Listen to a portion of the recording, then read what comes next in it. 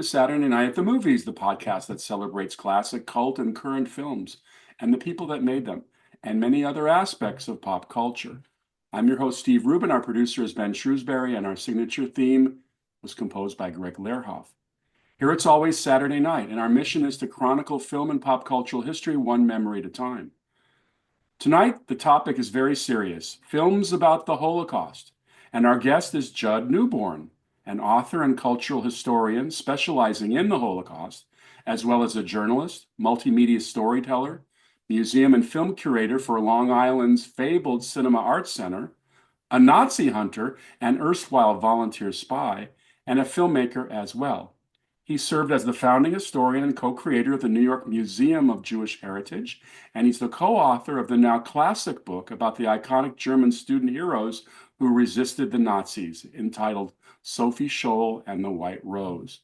Welcome, Jud. Thank you, Steve, for having me. I'm glad to be here, I wherever you are. This is such a heavy topic, but I think that there's many aspects of it.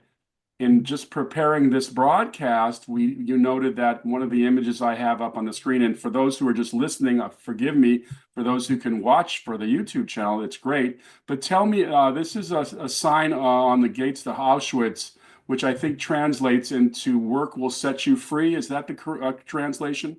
Yes, you're looking at, we have behind you the curved iron gateway to Auschwitz, the main camp. Auschwitz was actually three major camps. The death camp, where they did mass murdered Jews, was actually called Auschwitz-Birkenau. This main camp came first. And the sign says Arbeit macht frei, which means work will liberate, will make you free. Um, and it's an iconic image. And anyone who may want to take a look at it after hearing this podcast, if they're not seeing it, or even if they're seeing it, could look it up, Google it. The words are all in capital letters, and they curve around. It says Arbeit macht frei, but the B, it's subliminally, there's something wrong with it.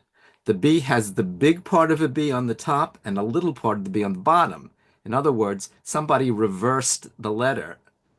And that's interesting because why would these very meticulous Germans uh, ever make such a mistake?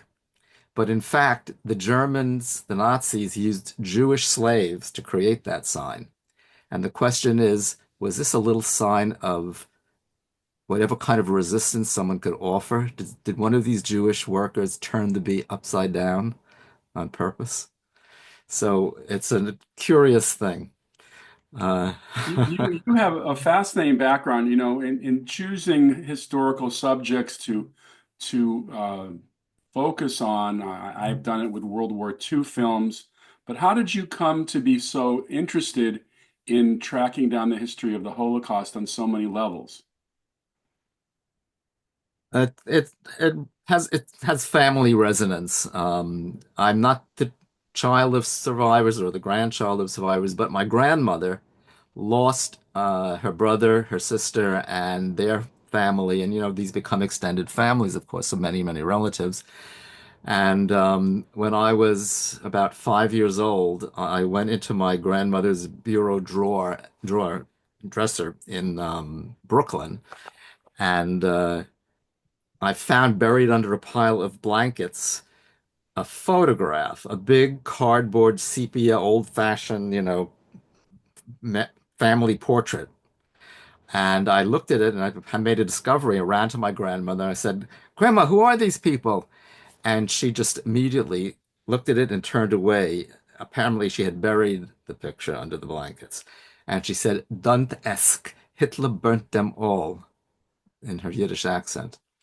And at that moment, I was stunned. I mean, someone burned people. Someone burned people my grandmother loved. I mean, I was too young to even comprehend such a thought. But it was a horrible image. And a little hole opened up in my gut somewhere and started to smolder and burn, like the eyes seemed to be burning through the photographic paper. And my mother told me that my grandmother used to cry herself to sleep because the letters stopped coming from Europe. They were from the Ukraine, and my mother was on the teletype for the newspaper, the PM newspaper in Manhattan, which Manhattan used to have a lot of New York had a lot of papers in those days, and the PM was the afternoon paper, the evening paper. So she was on the lobster shift, which was the nighttime shift at dead of night, and she would sing in German and other languages because she was a singer. She was a soprano, coloratura soprano. She wound up having her own radio show on a Yiddish language station. But at that point, she was working to help support the family and her singing lessons. And she was on the teletype in mid to late April, I forget the date. And as she was singing, probably an art song by Schubert, something in German, she saw on the teletype coming through concentration camp liberated, the first one, bodies stacked like cordwood. And that was Ohrdruf, which Eisenhower then visited. And it was the first concentration camp in Germany to be liberated and for the Allies to see what was going on there. And they were all deeply shocked. But my mother threw up. She said, that must be what happened to my mama's relatives.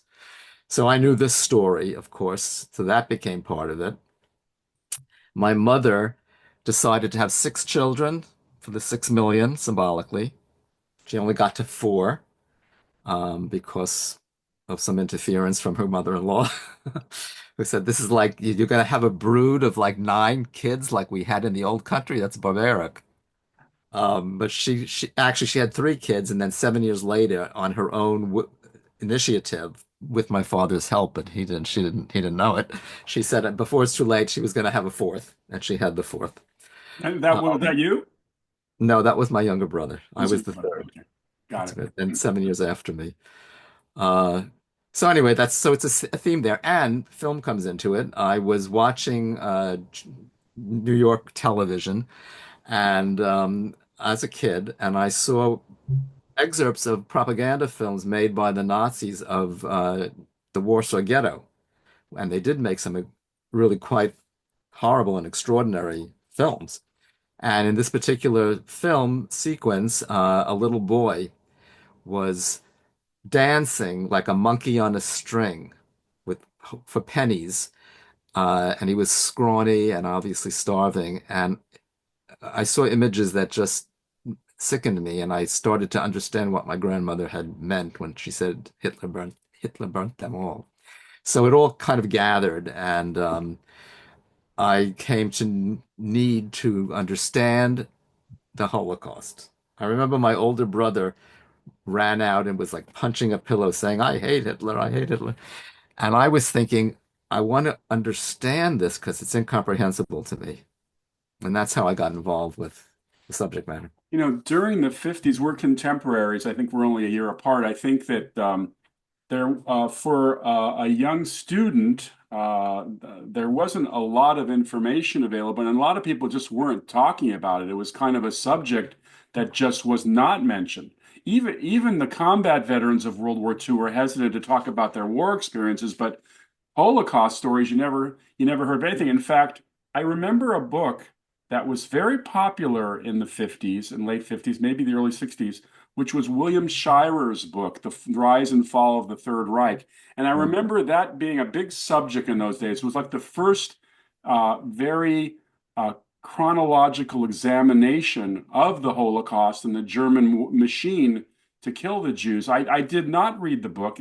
It terrified me, but I started to at least know about it. And that's kind of where I began to pay attention. Uh, Hmm. but in your biography, it mentions that you were a Nazi hunter. How does a cultural historian from Brooklyn, No, Long Island. from Long Island, become a Nazi hunter? I assume that these Nazis were older. Yes. They were older, and I was not hunting them down to throw them into prison or catch them because it was too late. What I was doing was hunting them down, and I did have to hunt them down to interview them for my doctoral dissertation, my research on which was called, of all things, Arbeit macht frei, work makes free, the underlying German cultural meanings of the Holocaust. And I was trying, as a sociocultural anthropologist and historian, to tackle something that the other disciplines had not managed to do, which is they hit the heads against a brick wall. I wanted to try and explain why did it happen the way it did.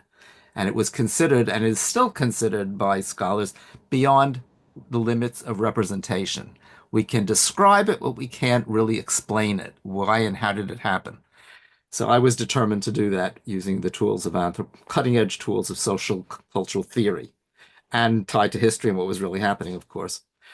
Uh, so, In terms of these subjects you had to track down, uh, yeah, the people. sometimes it amazes me that a lot of them were very present. I remember reading about the SS officer who arrested Anne Frank in Amsterdam was later became like the police chief of Hamburg or one of those German cities, and he was there, and Yeah, he was just saying I was doing my duty. But describe a couple of the people that you had to track down. What was their job?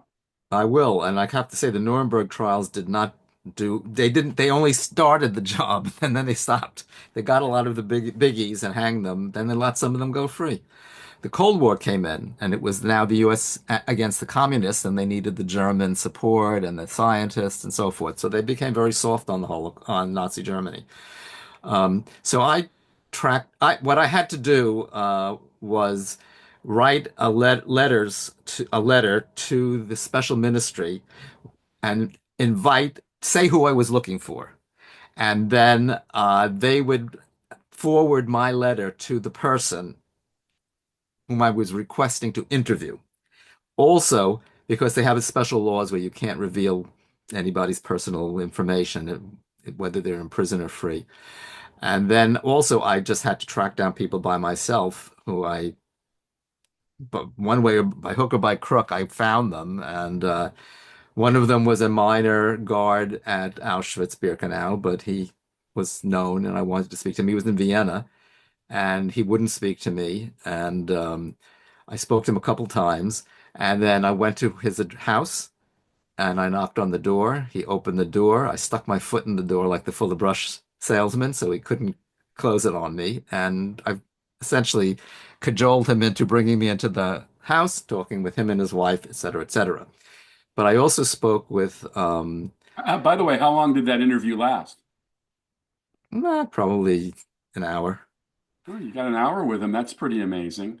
Yeah, actually, they are sadly regular people in a way. And so it wasn't like he was going to suddenly, attack me with a German Shepherd dog. I interviewed, prison was interesting. I interviewed a German man who had been from the Sudetenland, which was ethnic Germans in Czechoslovakia, and the part that the Germans invaded, and that, appeasement, took place. What is his name? The British Prime Minister said, "We'll have, Chamberlain. yeah, Chamberlain, we'll have peace in our time. Let them take, Czechoslovakia." Um, this guy had the biggest moment in his life. He was not an important man in his regular life, but in the Nazi era, he became one of the guards at the ramp selecting people for death or for work at Auschwitz-Birkenau, the death camp. And he was a very orderly German. And so he was mild and allowed to leave the prison and do errands and deliver like prisoner art to the local bank where they had exhibitions. He was like a good, solid, orderly person. And so when I came into this high security prison actually, and I finally got into the room, he came in, he clicked his heels, nodded to me and said, he's ready to do an interview with me. Of course, I wrote letters that I said what I was doing, but in such a way that they would be inclined, hopefully, to say yes. And I said I would say something like, "You lived through one of the most important periods in the 20th century. And I'm doing this dissertation. I'd like to interview you. I didn't say, it was a terrible thing or a great thing. I just said this was a pivotal time in history, and I needed to study it. And I used it. My name is Jud, J-U-D, Jud. In German, the word for Jew is der Jude, Jude. And the nasty form is to drop the E and just call him der Jude, which is Jud. You look at it, my name in Germany, and some people said, "What is that? Is that a joke? Your name is not, that's not your name." And I had to say, this is Jud, like Chad, not Yud. Anyway, so I get in there. He clicks his heels and all this nonsense, and oh no, it's not nonsense. It gives you a sense of hierarchy. The way these people behave, they followed orders, right? Would you say that he was an unrepentant guy? Absolutely. And he didn't even know he was. It was that, This he like couldn't. this was literally like the angel of death saying, "You live, you die." Yeah. And Oh, he was particularly working in the with the women prisoners. oh my God. And my name was J. George Newborn. And he wasn't sure about me though. And he sat down and I was trying to find out from him what was the work like that he did. And because the notion of Arbeit, work makes free. So work is an important cultural category here. And why is that being used here? And is it just a sly slogan to manipulate prisoners into thinking they're going to be freed if they work hard, which is what most people think? Or is it not so cynical? Is it actually something very, very pointed in German culture? And not about Jews, but about Germans, which is basically, I'll give you the secret of the Holocaust in a nutshell. Work on Jews makes Germans free. That includes industrial processing to death. But I won't go into that any further. So I said, "What's your work like?" And he said, "Well," and I asked him about, the assembly line of killing and hair and things. He said, "Oh, hair, yes." And he pointed down to a spot at the middle of his back, way down. I said, "What's that?" He says in German, "That's how long the braids were that we cut off the heads of some of the Jewish women." And God. so we talked about that. And at one point, he said to me, I had a Fulbright. He says, "Your boss, Fulbright, he's paid by those Jews on Wall Street, isn't he?" So he had this notion of a Jewish world conspiracy, right? And I said, "No, he's not Jewish and he's not paid by anybody. And it's just this grant I have." And he kept on trying to press me to find out, was I maybe part Jewish or something? But of course, I never let on anything to him. So he was I kept him, you know, off balance a little bit. And Judd, was he serving life imprisonment for his crimes? Was that the deal there? yes, he had life imprisonment sentence. Right. But at a certain point, I'm trying to remember now. I asked him, "Do you have anything you want to say?" And then he said, after acknowledging essentially that this was he was proud of the work he had done. It was important work for Germany. He said, "Something like this should never happen again." He picked that up somewhere, and that was his final kind words to sum up his life and career. But during the Nazi era, he shined. He shone. He had the biggest responsibility ever. And then, he went back to being an average guy. But I went to another prison where I wanted to speak to Stefan Beretsky. He uh, had testified at the first Auschwitz trial held in Germany. It was the first Holocaust trial held at all in general in Germany ever. And he testified against the other Nazis that were being, on trial. And he had been an ethnic German from Romania, Czernowitz. And, well, we'll get into film a little bit here. He was only 17 years old. He told me, I was told, "Now listen, be careful with him because he's volatile and he can't be trusted to maintain himself, but, we'll give you an opportunity to speak to him." Nobody was watching me. And I don't know if I spoke to him in a cell or something. I seem to recall that it was not as nice as when I spoke to this good, orderly SS man. So I went to speak to this guy, and he said to me, he grew up in Chernovitz, which was half Jewish in population. And when he was a boy, next door neighbor was Mrs. Goldberg, and she would have a challah, a Jewish, a loaf of bread, steaming on the windowsill, and she'd see him and she'd say, Stefan, willst du stickel? Would you like a little piece? And so he had a warm feeling about Jews at that point. But as when the SS came in, they recruited him to be a guard at Auschwitz-Birkenau.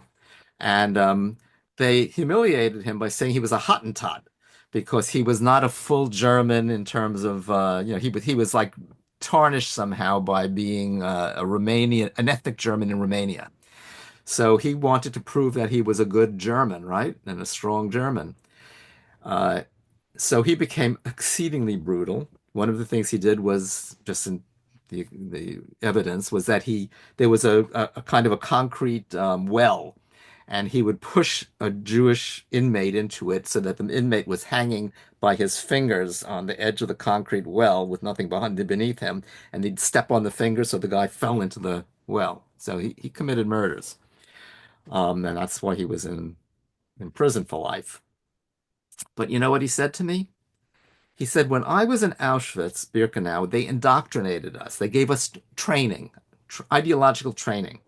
And the man in charge was named Kurt Knittel. And Kurt Knittel showed us the films, The Eternal Jew, a propaganda film, which is probably the most evil film ever made, and Jud, which was a period piece production film, and it was a big hit. And he said, didn't you think after we saw those films that we wanted to go out there and give the Jews a big kick? And he said, so how come I'm sitting in prison now, but Kurt Knittel is the culture minister in the city of Darmstadt? And that was Wow. ironic, just like you mentioned before, people who didn't get punished after all. Nice. You know, So, interesting. When I was doing research for my first book on combat films, I really started to read the variety every day, starting in 36, 37, just to see when Hollywood started to take notice of Hitler. And there was, I think the Warner Brothers was a studio that really first started to examine this monstrous presence in Germany. I think one of their first movies was called Confessions of a Nazi Spy. yeah, And there right. was a feeling that I think amongst the studio owners who had sizable interests in Germany because they sold their movies there, in essence they didn't want to piss off the Germans, but I think the Warner Brothers saw the handwriting on the wall, at least from their point of view. But the person that I want to mention first, just because I think that his movie was kind of an event was Charlie Chaplin's The Great Dictator, where he Yes. actually, basically spoofs Hitler by creating this character. Yeah. Do you think the movie was an important movie at that time? Yes, I think it was very important because it was daring. Because Hollywood was not making, for the most part, was not making any movies on this, and uh, and it was daring in the use of comedy. Although maybe that wasn't the subject matter was daring, but comedy wasn't daring. And so to spoof Hitler, um, uh, as Chaplin does, poke some holes in his balloon of evil and at the way Americans saw him, he was basically just some sputtering, screaming, hysterical guy chewing up the rug. But I mean, America at that time was terribly divided. I think that one of the most startling things I had heard, and there's footage of the filming of a mass rally in Madison Square Garden. I think it was in 38, where the American Nazi Boone was promoting Nazism in Manhattan, arguably one of the major Jewish centers in the United States. yes, And of course, this is a country that I think passed selective service by one vote. So we were not prepared for war. We were not prepared to challenge Hitler, and we just didn't know anything. But I think that's when Hollywood started to kick in a little bit. And Well, I should tell you that there were certain polls taken during the course of the 30s and 40s, and anti-Semitism in the United States hit its highest level in 1944 when the Jews of Hungary were being shoved into the camps and the gas chambers so vehemently that they cracked the chimneys of the crematoria and had to dig gigantic ditches in which to burn the bodies. So that's what anti-Semitic, they didn't know that necessarily, but of course we did know what was happening, but it wasn't reported properly, and the government, because of the anti-Semitic State Department, sat on the information and tried to keep those who knew about it from making announcements about it. So that was Stephen. I'm forgetting his name, but he. This was a very anti-Semitic fellow. The right, right. Now you mentioned before in our preparatory discussions prior to the interview, in chronicling the Holocaust on film, or in any kind of art, whether it's literature, film, TV, music. There are great challenges. But you also mentioned a poem that you felt really pretty yeah. much said it. And I would like you to read the poem. And for those listening, just be aware that this is a very, very difficult poem in terms of subject matter and presentation, but it's something we should all hear. The poem is by Paul Celan. It's called Death Fugue, and it was written in 1947. He was a Holocaust survivor. His parents had been murdered. He had seen what was going on. He knew about what the culture was of the Nazis and the workings of their minds in a way that others didn't. And he wrote a poem which he's almost breaking down the language, in which he says, I'll just give you, I don't know if I can do all of it. Or you can stop me when, is that my phone? I hope not. Sorry, what is that? Um, are you hearing any I interference? don't I'm hear sorry, I may anything. have You're to good. cut, You're good. do a little edit there. Something is ringing and I don't know where my phone went. Okay, as long as you don't hear it. Okay. So in 1947, Paul Celan sat down to write, and Death Fugue, Todesfuge, I'll give you a little German, goes like this. Schwarze Milch der Frühe, wir trinken sie abends, wir trinken sie mittags und morgens, wir trinken sie nachts, wir trinken und trinken. Black milk of dawn, we drink it at dusk, we drink it at noon, and at daybreak we drink it at night, we drink it and drink it. We shovel a grave in the air, there you won't lie too cramped. A man lives in the house, he plays with the serpents, he writes when it darkens to Deutschland, your golden hair, Margareta. He writes it and steps out of the doors, and the stars are all blazing, and he whistles his hounds to come close. He whistles his Jews into rows, has them shovel a grave in the ground. He commands us, now play for the dance. Black milk of dawn, we drink you at night. We drink you at daybreak and noon. We drink you at dusk. We drink and we drink. A man lives in the house. He plays with the serpents. He writes. He writes when it darkens to Deutschland. Your golden hair, Margareta. Your ashen hair, Shulamit. We shovel a grave in the air. There you won't lie too cramped. He shouts, cut in the earth deeper, you lot. The rest of you sing now and play. He grabs for the gun in his belt. He heaves it. He heaves it. His eyes are blue. Cut deeper, you lot, with your spades. The rest of you play for the dance. Black milk of dawn, we drink you at night. We drink you at noon and at daybreak. We drink you at dusk. We drink and we drink. A man lives in the house. Your goldenest haar, Margareta. Your ashenest haar, Shulamit. He plays with the serpents. He shouts, play death more sweetly. Death is a master from Deutschland. He shouts, stroke the violins darker. You'll rise as smoke in the air. Then you'll have a grave in the clouds. There you won't lie too cramped. Black milk of dawn. We drink you at night. We drink you at noon. Death is a master aus Deutschland. We drink you at dusk and at daybreak. We drink and we drink you. Death ist ein Meister aus Deutschland. His eye is blue. He shoots you with bullets of lead. His aim is true. A man lives in the house. Your goldenest haar, Margareta. He sets his hounds on us. He grants us a grave in the air. He plays with the serpents and dreams. Der Tod ist ein Meister aus Deutschland. Dein goldenes Haar, Margareta. Dein aschenes Haar, Schulamit. Wow. And that's That's my translation. And I that's add German. that was written by a Jew. A Jew who had suffered the Holocaust and had suffered the loss of his family and understood, and in German, and he knew what he was doing. That poem uh, seems to contradict something that people have often said, which is philosopher Theodore Adorno had said not long after the Holocaust. He wrote, "To write poetry after Auschwitz is barbaric." People came to think he said no poetry after Auschwitz, and it essentially meant the same thing.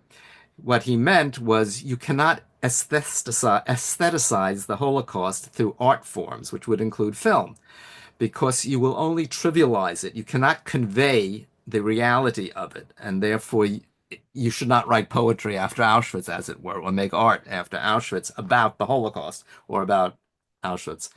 But of course, human beings do make meaning. That's what we do as human beings. So no one is not going to, try to deal with these kinds of issues. So there are many art forms of art, and a lot of them are terrible. And then there are all the films that started to be made, and a lot of the films are terrible, and some of them are terrific. Uh, Well, Holocaust films have become a genre now, in fact. There's well, hundreds and hundreds. the Europeans certainly were ahead of the game in beginning to make some sense of the horrors. And I bring up a slide of Night and Fog, the documentary by Alain Resnais. Um, what can you tell us about this film? That I mean, it was not a narrative feature; it was a documentary, right? It's a documentary, but and it was one of the very first films to be made by the great French filmmaker who became part of the New Wave. But this was early. I think it was 1955 or something. Right. And the film shows you truly horrendous images. One that sticks in my mind is a tank filled with body parts floating. And the question was, what were they going to be doing with these body parts? And he talks about, and the whole film is underscored with poignant music. And I think he said something like a dictum: the more horrendous the images, the softer and more quiet the music. And so it's a very poetic film. The only problem with it is that he says all of the different nationalities who were represented in the horrible images of murder. He never says that they were Jews, that they were Poles, they were Russians, they were French. He disappears, as many did, the Jewish category. It was like the Russians did this too. They didn't want to focus on the Jew as a Jew. They wanted to merge him into the prisoners and victims of many different countries and nationalities. The Jews were just not present in a way. And that was something that was a bad thing. Jews were thrown into into certain camps with Germans who had perpetrated Nazi crimes in some contexts without acknowledging that they should not be there. I forget the details right now. I'll have to come back to that. But so that's The a problem with that film. But it's not. It reflects the attitude of the time, which was not recognizing the focus specifically on the mass murder of Jews, which was the core enterprise of the Third Reich. Well, the movie that I hate to use the word popularized because that's such a light word, but certainly the Diary of Anne Frank, which George Stevens filmed and released in 1959, was a major release. But even that movie, which, as everyone knows, is about two families of Jews and a dentist who are held captive, or not held captive, they go into captivity in Amsterdam for 2 years before they're betrayed. Um, there was an effort to take a lot of the Jewishness out of these families.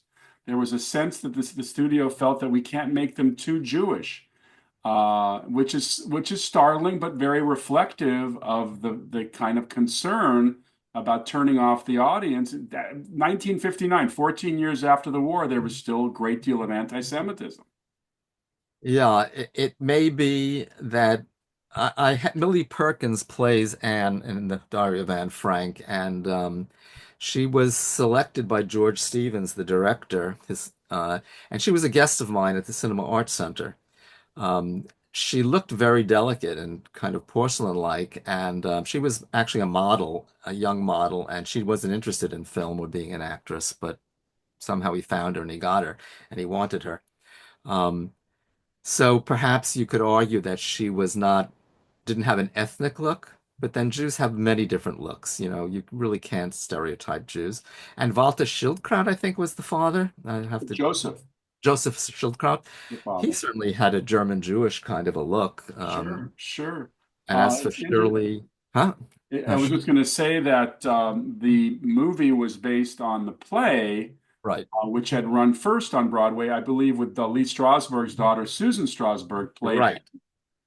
there as well. And I've actually studied the movies of the culture of Anne Frank because I'm very interested in it. And All as you right. know, I've written this children's book called The Cat Who Lived with Anne Frank, which was inspired by me actually watching the original movie and realizing there actually was a cat in that attic.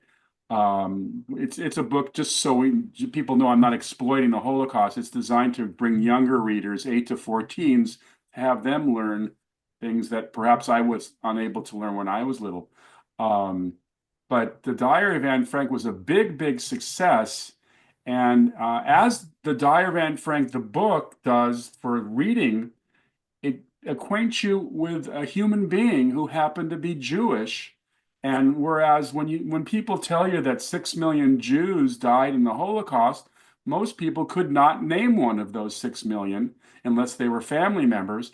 But Anne Frank suddenly became the representation of what it must have been like to, because it's the play is very careful that they don't go beyond the capture. They don't show you what happened to Anne uh, Right. after she was betrayed, But and there is that Jewishness in the film. I mean, there they is, there is. celebrate Hanukkah and they sing traditional songs, and there's I think the fact that they're Jewish is very much present in the play. It is. It is. It is. I just think there was some efforts to soft pedal it. I think they were rejected by George Stevens, and um, but it's a very, very effective story on so many different levels because we can all identify with being trapped in a few rooms, knowing that if we step out of those rooms, we could be killed. Yeah. Interesting. One of the little notes I read about Anne, she did a lot of reading in the attic. Of course, when you're there 24 hours a day, there's not much else to do. Although I did read that they played Monopoly, the game of Monopoly. Mr. Frank got them some games, but she had a nearsightedness, Oh, and they thought about how do we deal with this because she would have to be examined by an optometrist. So there were plans afoot to actually sneak her out for just a few hours to see an optometrist. no, I never knew realized that. they realized it was way too dangerous. Those streets Yeah. were very dangerous. Yes. Now, the movie that I think, this was the personal side of the Holocaust, and that can reach to young people as well. But the movie that I think really got people thinking about the administration of the Holocaust was Judgment at Nuremberg, the great Stanley Kramer film. Yeah, I And agree. that's when we started to understand the machinery and the way things were done. Yes, I think you're right. And it was a terrific film. Uh, it brought the Nuremberg trials to life, and at the same time, you had the very responsible and um, you had Spencer Tracy being kind of not tormented, but deeply concerned about how he would deal with this issue in an emphatic and fair manner.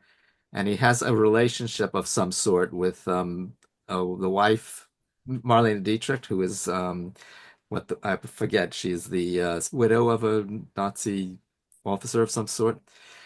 and they can't actually reach across the gap between what the Nazis did and their attempt to connect. Am I correct?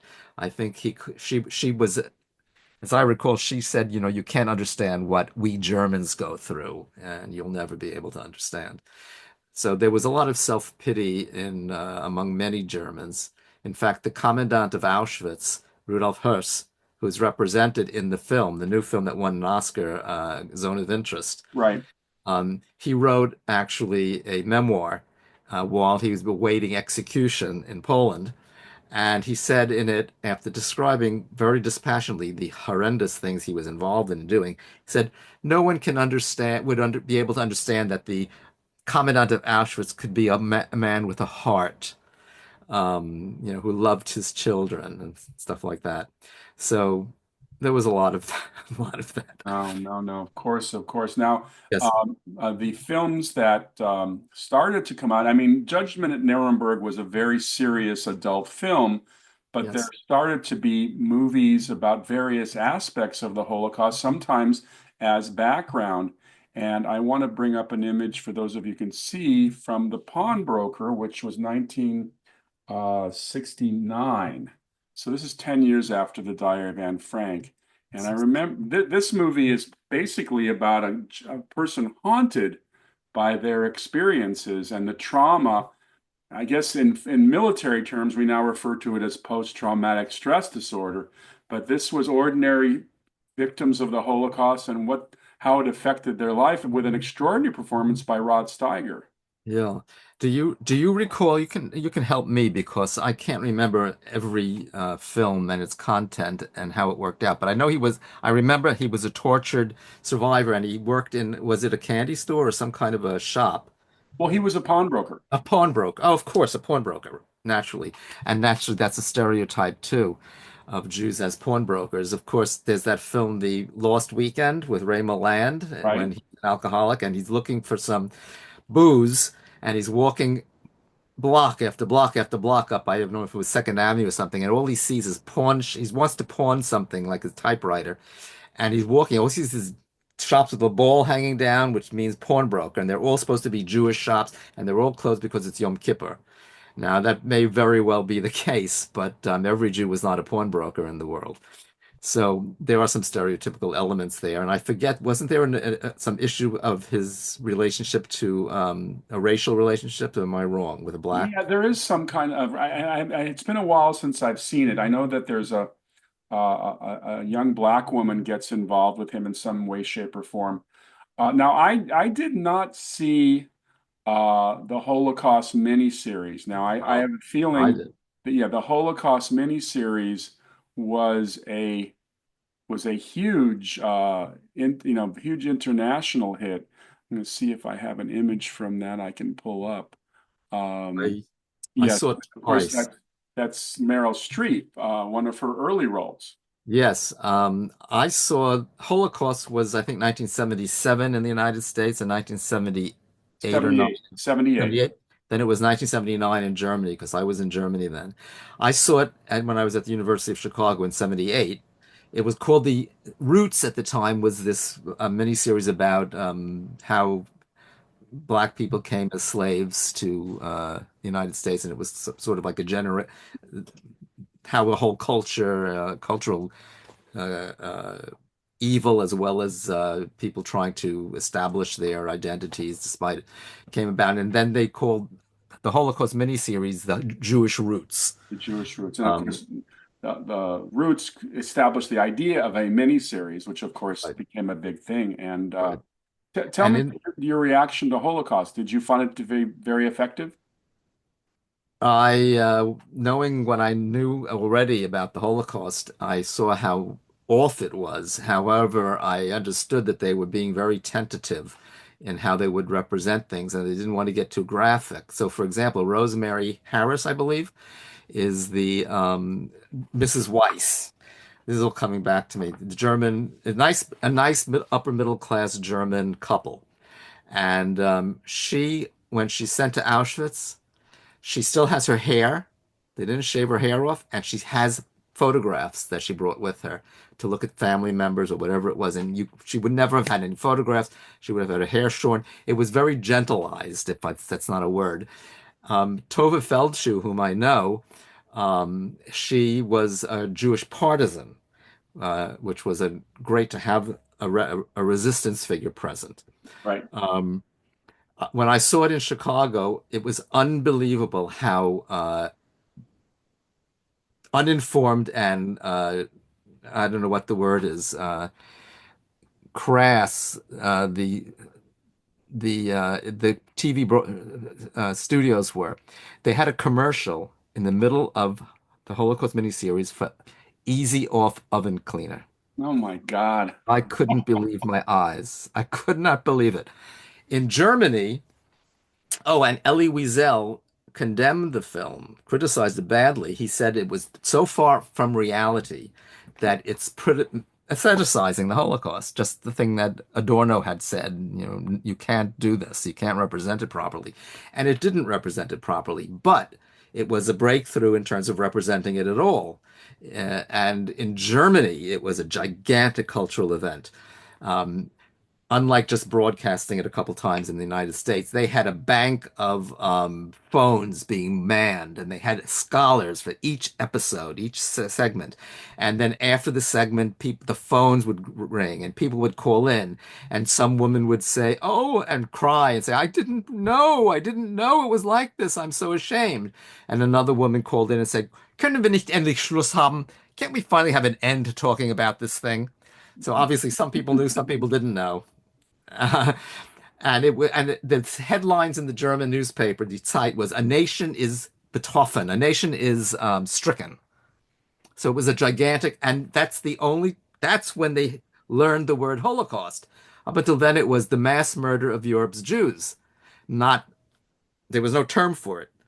And of course, in the United States, and for many years there was no term for it. The term Holocaust, it was a mass murder that was begging in its uniqueness for a term. And it started to emerge in the 60s and came kind of full-fledged in the late 60s, early 70s. So nobody called it the Holocaust before. And survivors, as you just said, they were not heroic figures and respected. I had a cousin who was in my house, and everyone said, "Shh." Alexa was in a concentration camp, like it was a shameful thing to be, and you wouldn't want to talk about it. The shamefulness of being a victim. So now, then, Holocaust survivors with the miniseries were now starting to be recognized as people who were needed to pay attention to and were needed to hear their stories. And there was something perhaps noble, even, and heroic about them in some manner or form, Sure, sure. not just victims. Well, 10 years later, Dan Curtis for ABC does the second part of The Winds of War, War and Remembrance, which I remember just being intensely stark, and the experience of the concentration camps. I mean, it had a "you are there" feeling about it. I mean, you're going into those showers, and it was absolutely scary as all get out, and very powerful miniseries that apparently did not do very well in terms of ratings. I think it may have been a little too intense, but very effective for those of us who did watch. I watched all, I think it was 12 parts, and I was riveted to the television. And if the listeners and viewers ever want to revisit War and Remembrance, it's very effective. Yes, and just a funny little aside, the first edition of my book on the White Rose Anti-Nazi Resistance Group, Right. which was it had the book had a different title then, but the White Rose students were German students who were former Hitler Youth leaders, a brother and a sister in particular, Sophie Scholl and Hans Scholl, who uniquely transformed to become the greatest heroes of the German anti-Nazi resistance. And my book is a definitive account of of their resistance, which was a group of people with them. It was made into three feature films in Germany. The last one was in 2005. It was called Sophie Scholl: The Final Days, and it was nominated for Best Foreign Film, and it should have won, but it didn't. My book, meanwhile, was back in '86, was going to be optioned by the director of War and Remembrance for a film, feature Oh, film. okay. Or maybe he would have made a miniseries. I don't know. And we were negotiating it, and then I found out that the galleys to my book before it was published had been purloined, and somebody had shopped it around and gotten turndowns from the studios, and therefore nothing happened. But the film was still optioned by three different major studios. I mean, the book. Then it was quiet, and then in 2005, when Sophie Scholl, The Last Days, was nominated as a German film for an Oscar, I was approached to have new editions updated and so forth.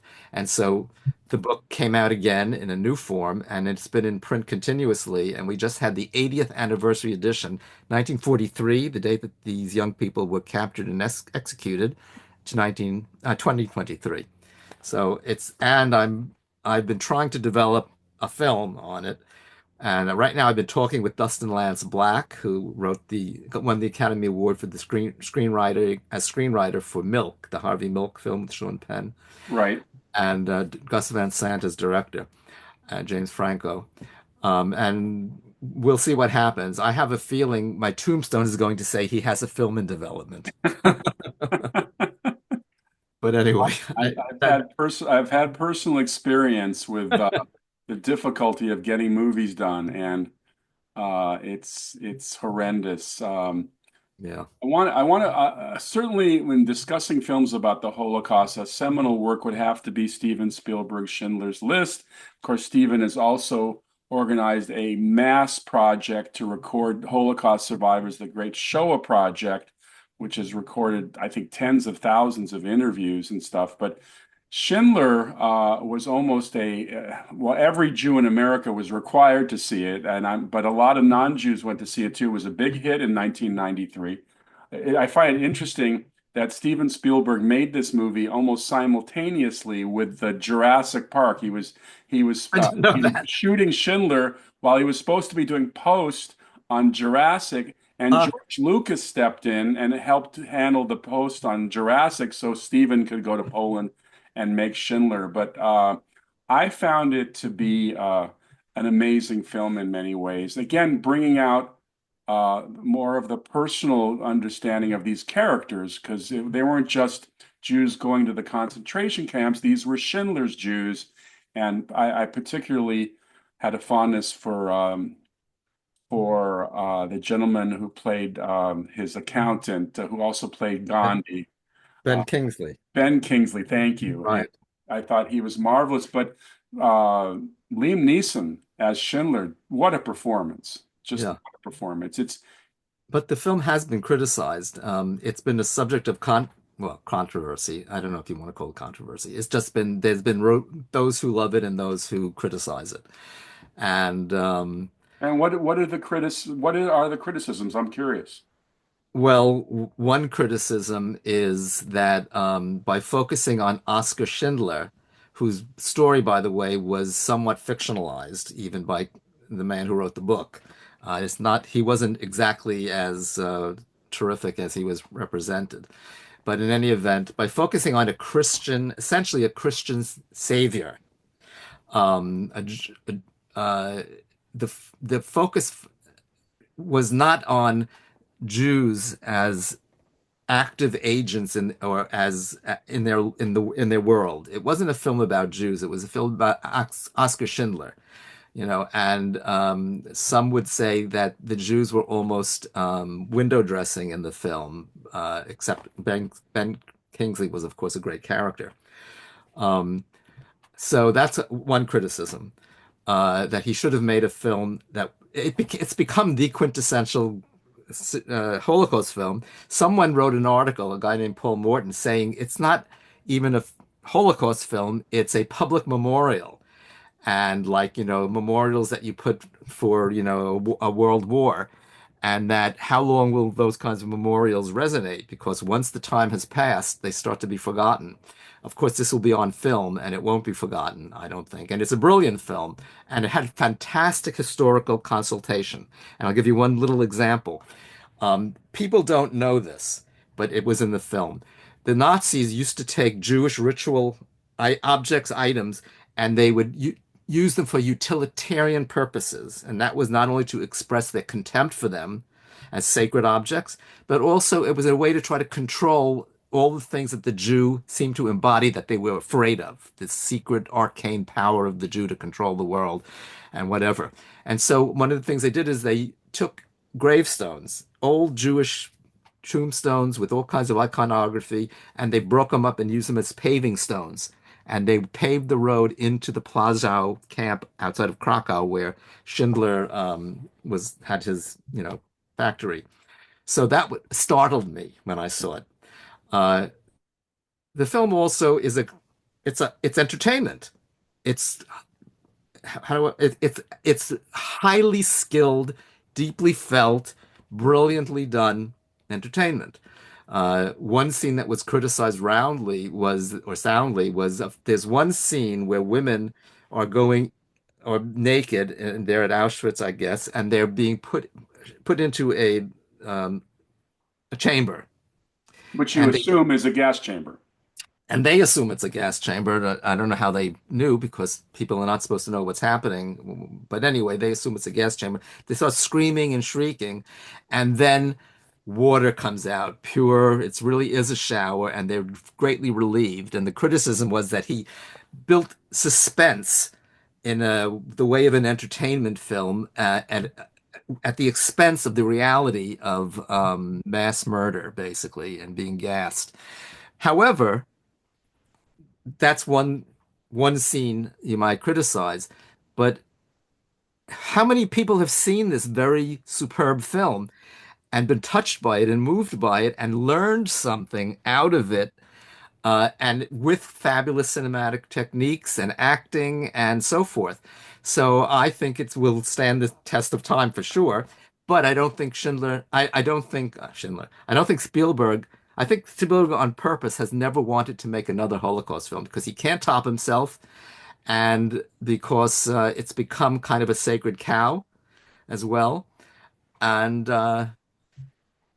and it is problematic. Actually, the film is problematic in some ways, but And it's I also happen great. to, for those of you who are watching this on the YouTube and aren't listening, I put up an image of the little girl with the red coat, Yes. which is a cinematic device in the movie.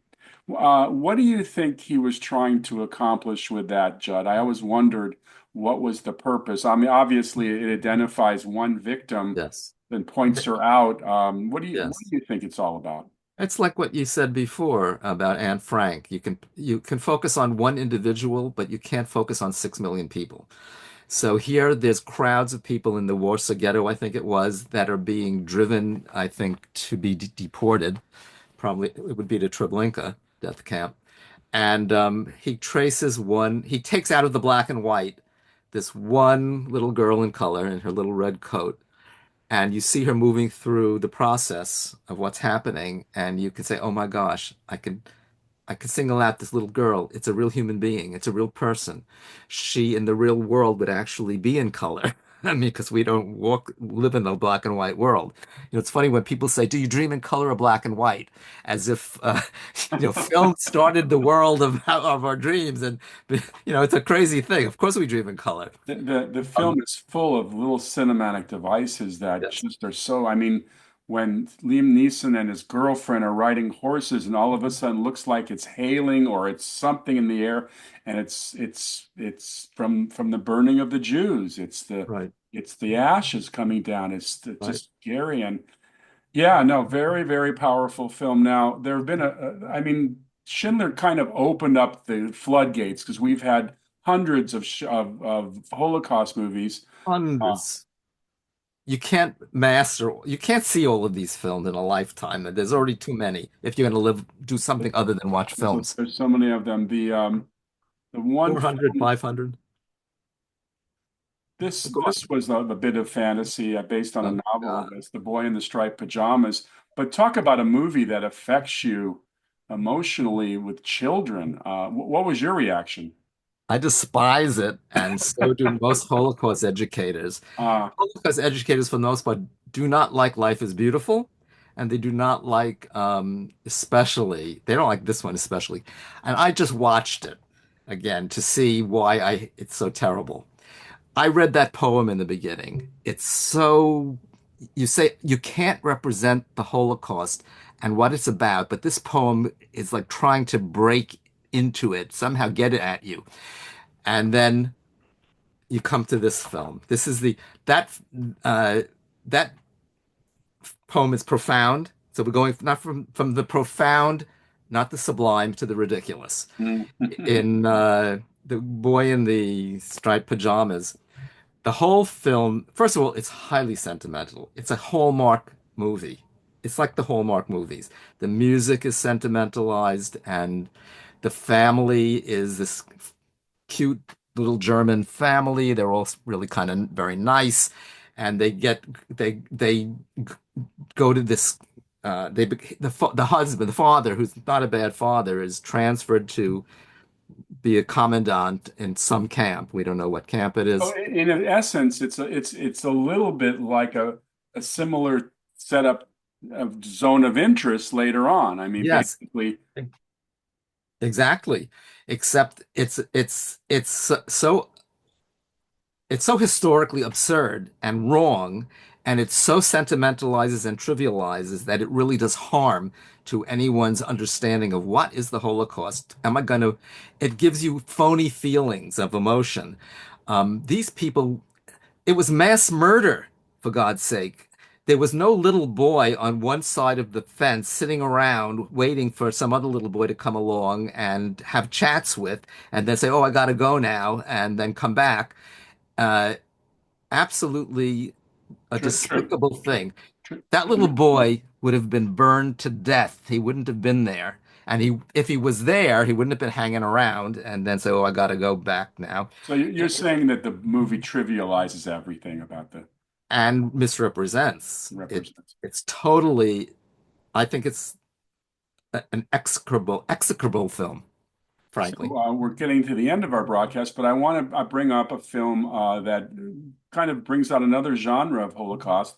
It's a movie called Defiance, which talks Yeah. about not all Jews walked into the concentration. I mean, were herded into the concentration camps by rail cars and then killed. There were Jews who fought back, and I thought that Defiance was a particularly effective movie that talked about the resistance fighters who went into the forests and did battle the Nazis. Yes, and that's one of my favorite films in the Holocaust genre. It's, as I recall, it was a fairly conventional narrative film, nothing special cinematically, but the subject matter, we had finally Jewish resistance was phenomenal. I do multimedia storytelling programs that are historically sound on Jewish anti-Nazi resistance, along with many other things. And in a short, brief space of time, I cover a gamut of forms of resistance that is as much as and more than you can expect from mankind. Um, but those who resisted were ignored for many, many years, including by historians. The overwhelming image in people's minds was of Jews silently being lined up against a ditch to be machine gunned down into it, or going into the gas chambers. So that was what overwhelmed us, really, the Nazi onslaught. But the truth and the historians thought that a lot of the people who resisted and said they were partisans or whatever were apologetics. They were doing apologetics for Jewish passivity. The truth is, they struggled. I know people who put together 3 volumes full of evidence of the kinds of resistance just the partisans did in Eastern Europe. And I came to know them. And then the research started coming. And then we started opening up a floodgate of information. And it turns out that Jews resisted in every form known to mankind. They invented a couple. It wasn't just the Warsaw Ghetto, which was even denigrated at some point by people saying, "Oh, it only happened when they would push to the very last moment," and blah, blah, blah, blah, blah. No, Jews resisted uh, the the undergrounds in the West, in the French underground, which is so the fabled Maquis. Jews were overrepresented in it. Jews ushered in the Allied capture of Algiers in North Africa, which is the only resistance that changed the course of the war, because the Allies conquered North Africa, pushed out the Nazis, and then were able to come around and go into Italy because they weren't ready for a D-Day yet. So it changed the course of the war. Jews fought in the forests as partisans. They were more Jews as partisans in the beginning than there were any other partisans, like the Soviet partisans, and they had it hard because the Soviets and the other partisans in the national Polish underground were anti-Semitic in many ways and took away their rifles if they had managed to get rifles. But Jews resisted brilliantly that way. They did not just resist in the Warsaw Ghetto. There were uprisings in at least seven major ghettos where they shot at Nazis and various stories I could tell you. And there were spontaneous revolts, including in my grandmother's town in the ghetto of Kremenets in Ukraine, where they met the Nazis coming at to liquidate the ghetto with pitchforks and crowbars, set fire to their own ghetto, and escaped only to be rounded up with Ukrainian henchmen, and 14 survived. That was all. And my grandmother's family were down in the ditches in writhing masses of bodies. The So yeah, Jews other resisted in every way. And in Germany, Jews resisted. and the miniseries, the '80s miniseries "Escape from Sobibor," actually talked about resistance in a concentration camp. Uh, Amazing.